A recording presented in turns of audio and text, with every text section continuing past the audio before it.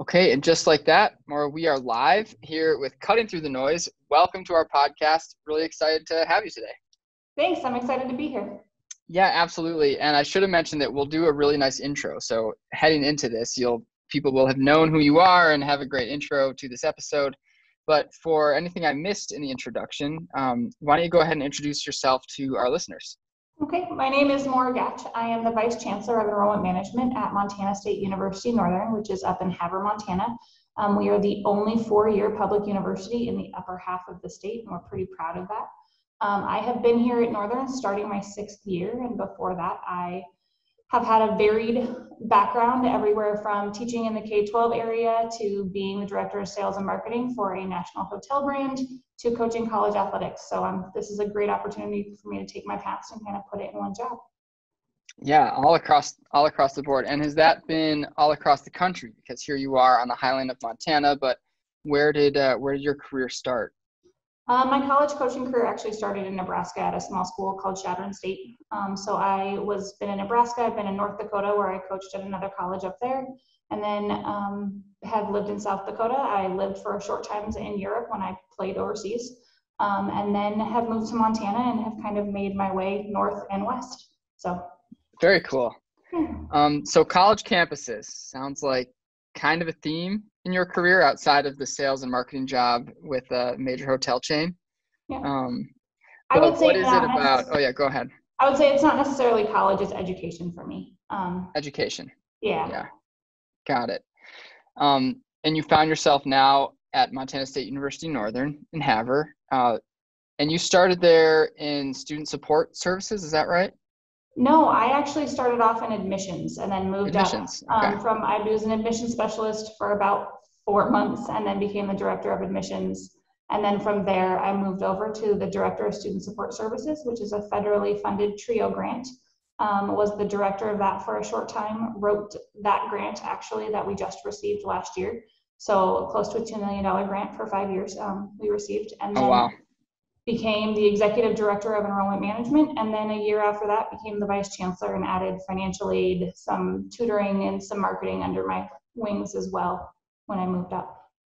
Yeah, plenty of plates spinning, It sounds like, which has always been a theme. You know, I've been up to Havre a couple times now, and it always seems like there's a lot happening on the High Line. You mentioned being the only university in the top half of the state of Montana. For those sort of unfamiliar with their geography, is it safe to say that that is about the size of New England, that you're the only university that, the upper half of the state of Montana?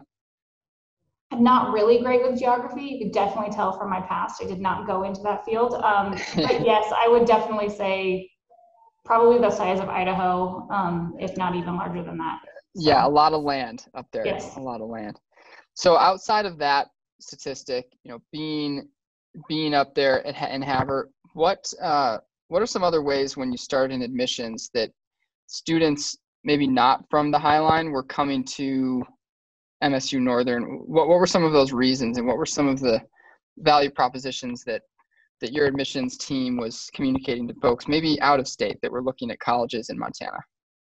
I think the first thing is we are a member of the Western Undergraduate Exchange Program. So for us, it was value. Our WUI tuition, which is the western half of the country, is more affordable than a lot of them to stay in state in California and Oregon and Washington. So the value of it coming in was really strong, but then also what we give our students. So we here at Northern, we're ranked number 1 in the state and number 15 in the nation for economic mobility. And so that takes students in the lower 20%, and by the time they graduate, we graduate them in the top 20%. So their earning potential is so strong after coming through here and our industry partners. And so that was kind of always for us is, yeah, you can go to college. A business degree is a business degree is a business degree, but it's all of the added benefit that we have here with our connections to companies like Kiewit and Wärtsilä, and how we're able to get our students connected through co-ops and through internships to then go on and be successful. Yeah, that's really great. I feel like sometimes Havre is a hidden gem up there on the High Line. When you're coming down, heading east from Highway 2, and you can see the town up on that hill, it's a pretty impressive sight looking out over the town and saying, wow, there's there's a population center here, and there's things happening, and it's exciting. I'm sure being a part of the university up there feels like quite the family too, I would imagine. Yeah, it's really fun. There are times it's not great. If you are on a timeline, you got to run into a store and get out. Everybody knows you and wants to stop and talk to you, Right. even though you're on a timeline. But it is, I think the town and gown relationship that Northern has with the community here is one of the strongest ones that I've been around. We wouldn't be anywhere we were without our community. I mean, we had our first home football game on campus ever on Saturday, and we had a $3 million stadium that opened all through private donations. Whoa. And we did it in less than a year and a half in the middle of a pandemic. And so yeah, that's remarkable. It was a really great environment, but it was also the year and a half up to it where everybody was just there willing to help everybody is something you don't get a lot of places. Yeah. Wow. So cutting through the noise, our focus is marketing, of course, and sort of the digital space, performance marketing side of things. Your career, has taken some turns in the sales and marketing vertical, and then sort of dipped your toes out of that water.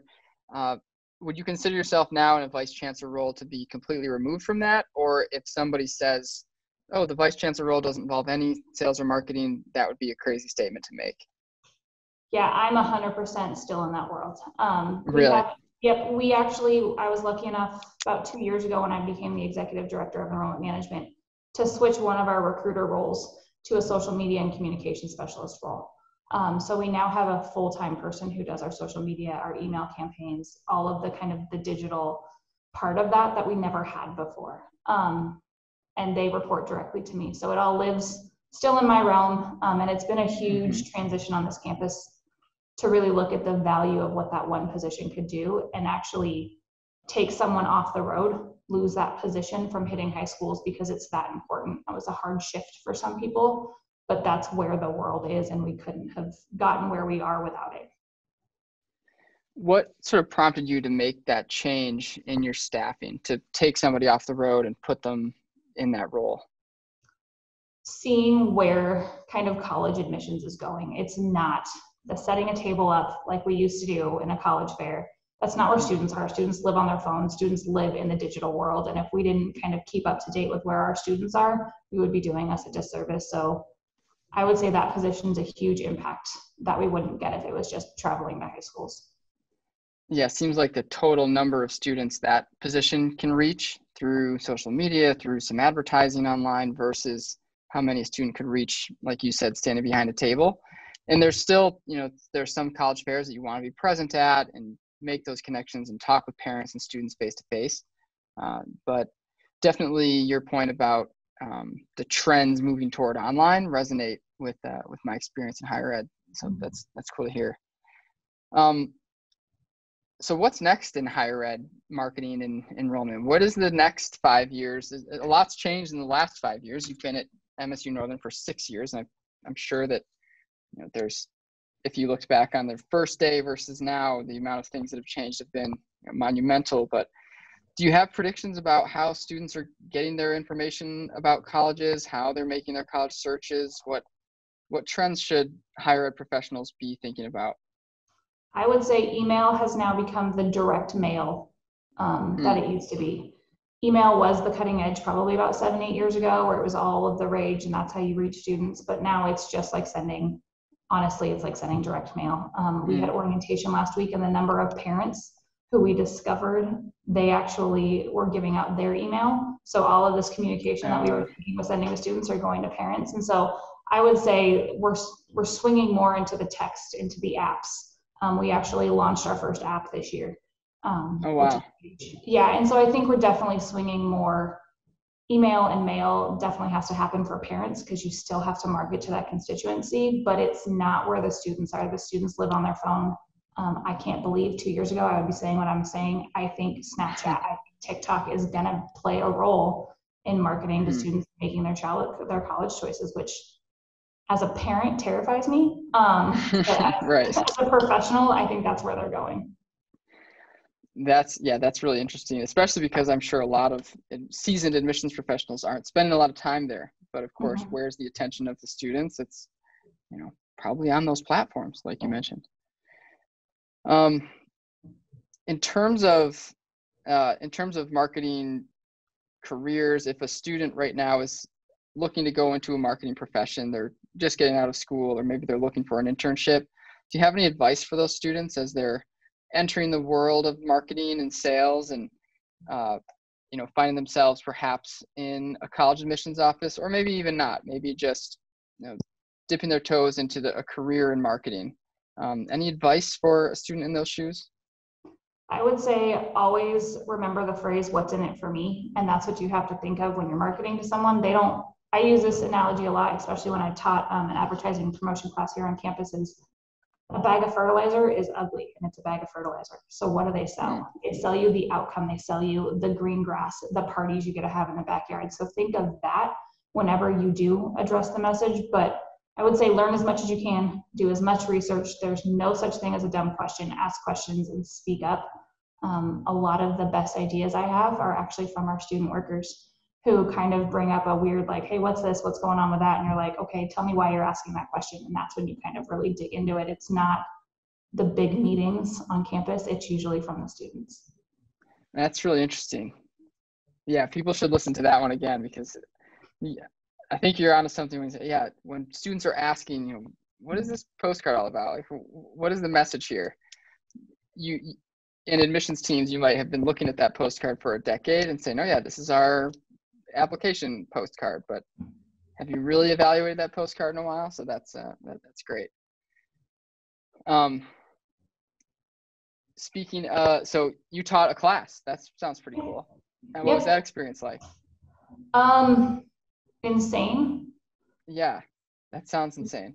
But it was actually a ton of fun because it was an advertising and promotions class. And so I don't know if I'm supposed to say this, I use them as like my focus group for all of the commercials and everything we did. I was like, okay, tear this apart. And then they would tear what we thought, and we sat in all these meetings, and that was this great thing. They would just tear it apart. And so it was really fun that way to learn from them. And I think it gave us a better idea, or myself a better idea, of why kids come to college, and seeing that light bulb moment come off. When they finally figure out this isn't just what I'm supposed to do, but I'm going to get something good out of it, it was awesome for me. That's really cool. And I'm sure they gave you some good feedback in those focus groups. Oh, we got a lot of very interesting feedback, but it was right? I was way impressed with the input they had. I didn't think they would pay attention the way they did. But it was pretty interesting. Yeah. This was a class of seniors? Juniors and seniors. Juniors and seniors? Cool. Are you going to do it again? Is that something that you're signing back up for? No, probably not. No. I've started taking on more grant writing, so I've stepped back from the classroom. So. Got it. So grant writing seems like a big part of your role. What are some of the other, if someone's in an executive director for an enrollment management position right now and thinking, maybe I want to take that next step and, move into the chancellor's office, what might they expect? What are the biggest differences that you found? For me, it's giving up control and trusting my staff, and understanding I can't be everywhere.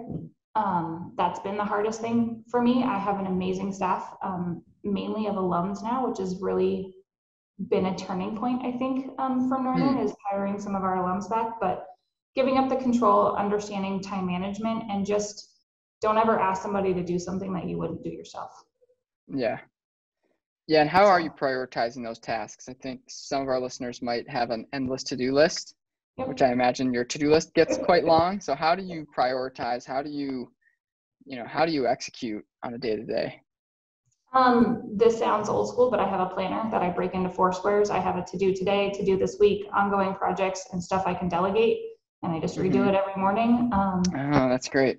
I probably don't have the best work-life balance. I do a lot of work at home at night after my kids go to sleep, which I probably should fix. Yeah, sometimes it's what's required. Yeah. Especially if that list of things that must get done, gets longer, then you sort of have to figure out, is there anything on here I can put in the delegate column?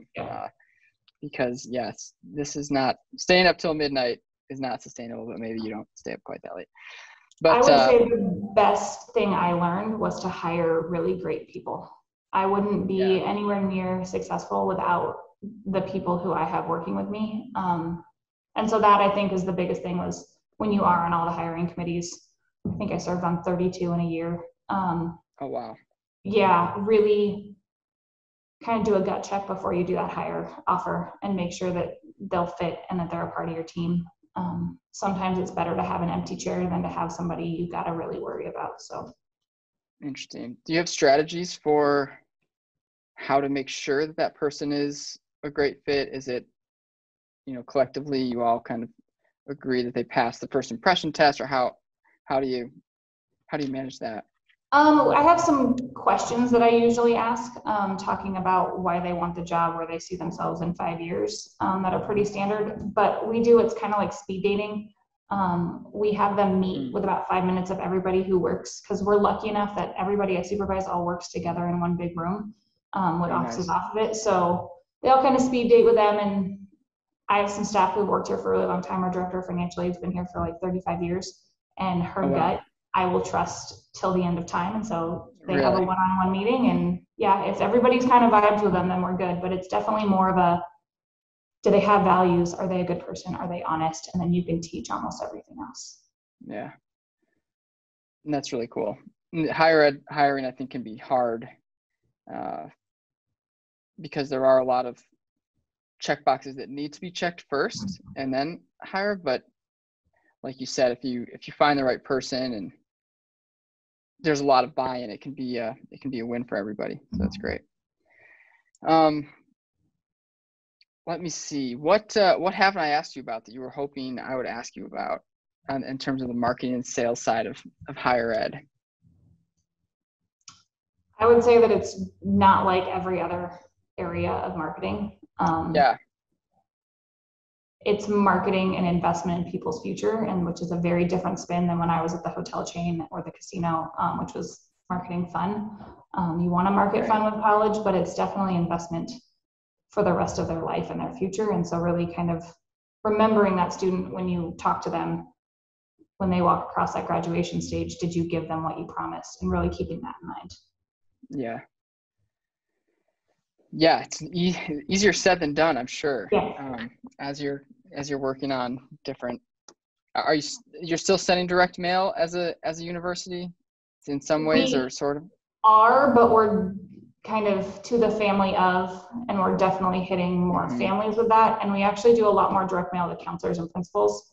Oh, interesting. Yeah. Because they seem to actually respond to that more, which is cool. A strange dynamic that we've discovered up here, but they do better than that, than emails, I think, because they're never in their office during the day. So. Right. They're just out and about in the school. And right now is a crazy busy time for them, I'm sure. Yeah. Are students back in your neck of the woods? Yeah, we're back in person 5 days a week. Back in person 5 days a week. Yeah, it's really exciting to have students on campus. Last year was probably the hardest year I've ever had in education. Really? Yeah, it was a very hard. First, we had to call them all at spring break and tell them don't come back. And I don't know any enrollment person who was okay with making that phone call of saying don't come back to college. And then transitioning to online. I mean, we're 66% first generation low income or students with disabilities. Our students are not prepared to go online. So we were driving hotspots around. We were mailing laptops to students who didn't have technology. We were working with our faculty. I mean, we have a department here, it's Office of Teaching and Learning Excellence, who does all of our online learning, and they're brainstorming ways of can they video or voice memo record a paper because all they have is their phone and they don't have a laptop. How do we help students be successful? So that was not only dealing with the emotions of living in a pandemic, but understanding the obstacles that our students faced. It was a really hard year and a half. Yeah. So having them back is awesome. That's good. Yeah, I think everyone's breathing a little bit of breath of fresh air, thinking, okay, things are getting somewhat back to normal after last year's craziness. Not soon to be forgotten is the pandemic of 2020, that's for sure. Well, good. Maura, that's all I've got today. Yeah, I really appreciate your time, and I think this will be a great episode for folks to listen to that are thinking about a career in higher ed marketing, who are currently in higher ed marketing, thinking, what's sort of my next step in my career. You've certainly seemed to advance at a rapid pace through the higher ed, Yeah. steps, which is really exciting to see. And congratulations again. Thank you. I appreciate it.